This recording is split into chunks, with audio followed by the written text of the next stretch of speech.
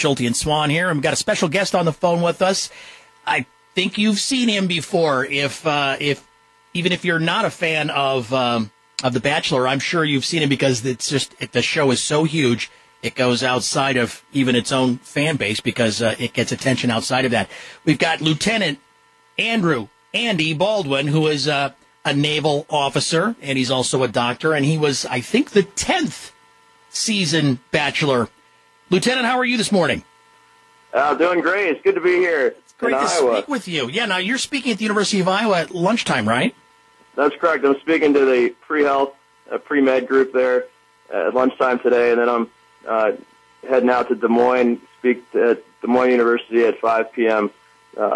This afternoon, and then I'm getting on a plane, and I got to get back to out to South Carolina. I'm meeting the Surgeon General out there to do an event tomorrow, but I wanted to come here. It's a very important week in Iowa, it being Navy Week, and Governor Culver's proclaimed it Navy Week. And you might say, hey, what's the Navy doing in Iowa?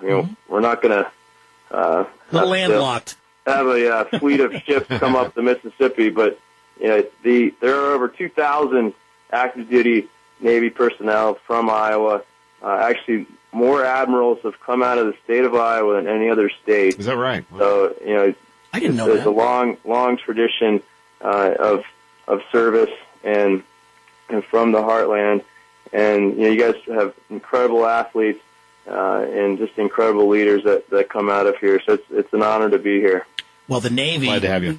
We had some incredible press last week with the pirate issue, and the Navy behaved so beautifully in that operation. Yeah, it's a very proud moment. That's something that is paramount with the Navy is providing maritime security and ensuring the safe passage of trade and goods throughout the world. And so we're working internationally and partnering to hold these pirates accountable for their actions and prevent this from occurring in the future. That took a lot of intense training, though, to be ready to do what you all do. So, it sounds like your life is very busy with travel and with sort of doing some ambassador work. Is that?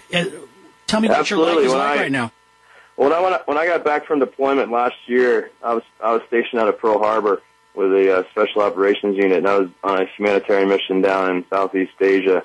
I got a call from the Surgeon General asking if I would come to D.C. to act as an advocate for Navy medicine. And so I said, no, absolutely, sir. And I was on my way to D.C. And I worked there part-time in a clinic as a physician seeing patients. And then the rest of the time I go out and I talk to folks throughout the country, students interested in being part of something bigger and serving their country. And best decision I ever made, me being a farm boy from Pennsylvania, was to join the Navy. And I've been able to see so much and carry such pride in doing that. And I have a stable job in current times. That's a wonderful thing to have. Okay. I have no debt from all the school. I've been able to get my professional degree as a doctor and then go on very rewarding missions. This summer I'm going out on the U.S. hospital ship Comfort.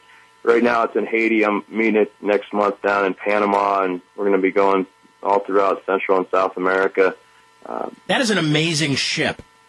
It is. So you're aware of it. That's great. It's a hospital ship that goes and just does incredible humanitarian work. And you guys travel quite a bit with that ship?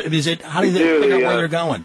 The Comfort's based off of the East Coast and traditionally has gone down Central and South America. The U.S. hospital ship Mercy is based out of San Diego. That's the one that responded to the tsunami when that happened and was out last year as well, providing humanitarian aid throughout Southeast Asia. Did they take the Comfort into the Gulf for Katrina?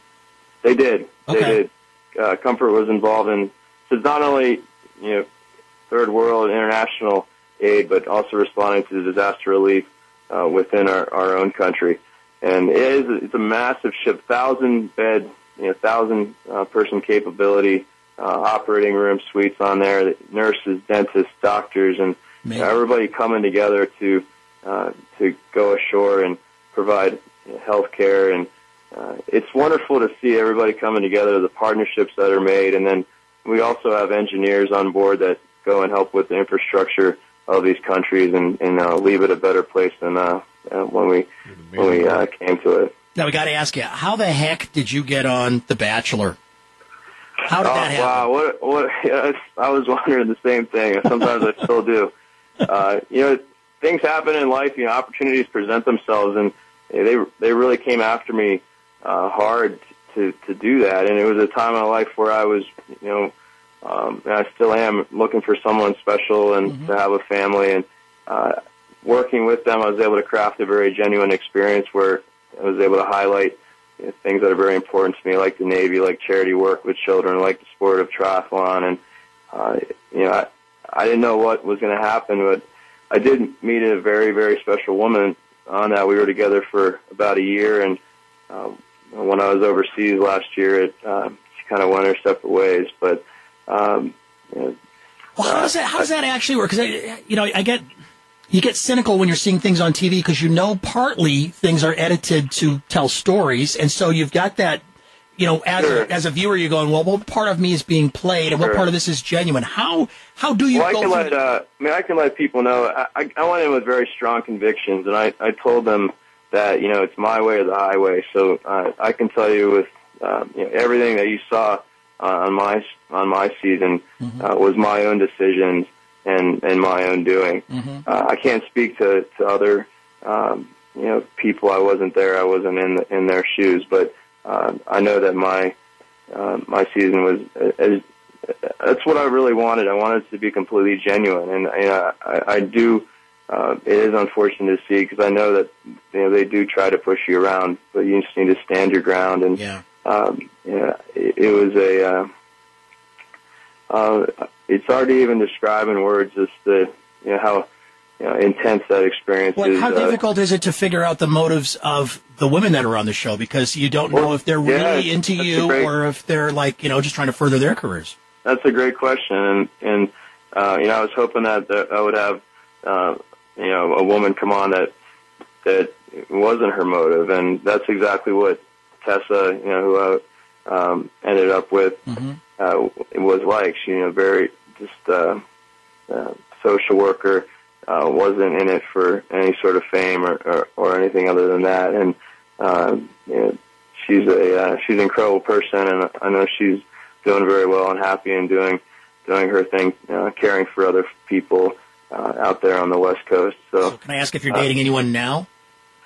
Yeah, I am dating someone. Trying to try to keep my personal life a little private now, but she's great and an athlete and. She's a big supporter of the military, so hopefully, things will continue to go well. And you got to take risks in life, and don't be afraid to fall in love, and hopefully be able to fall in love again. And that's the biggest advice I have is you only live once, and so you have to. Capture the moment and live every day to the fullest. Absolutely. And I sure have been able to do that with the U.S. Navy and the places I've been able to travel and the incredible people and teams that I've been able to work with. So, hey, Andy, is your speaking engagement, by the way, today a closed event or is it open? No, it's completely open, and very much encourage people to come by. And you can meet me in person, and I'd be happy to talk with you and get to know you. I'm really interested in. People here in Iowa are so genuine and nice and service-minded. It's great to be here. Yep. And I also encourage others, we're on the internet too. If you go to NavyWeek.com, you can find out more information. If you're interested in Navy medical careers, I have a Facebook page you can go to, and I can answer some questions, any questions you have. And there's just a wealth of information out there. So, to be informed, and you don't know what you don't know, so go and check it out, and I'd be happy to.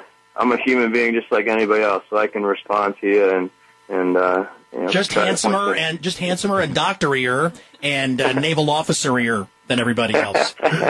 It's a pleasure to speak with you, and thank you for your service, by the way.